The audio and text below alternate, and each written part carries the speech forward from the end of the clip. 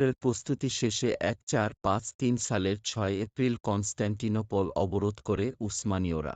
তাদের ছিল প্রশিক্ষিত সৈন্য, আধুনিক অস্ত্রশস্ত্র এবং তৎকালীন পৃথিবীর সর্ববৃহৎ ব্যাসিলিকা কামান।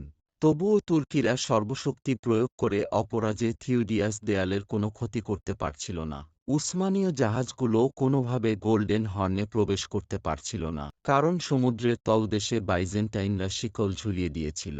আর বিশাল এই তুর্কি নৌবহর গোল্ডেন হর্নের প্রবেশ করতে না পারলে চূড়ান্ত আক্রমণ করাও সম্ভব না। সুলতান এবার ব্যতিক্রমী এক পরিকল্পনা গ্রহণ করলেন। পৃথিবীর ইতিহাসে এমন পরিকল্পনা বোধহয় ইতিপূর্বে কেউ করেনি।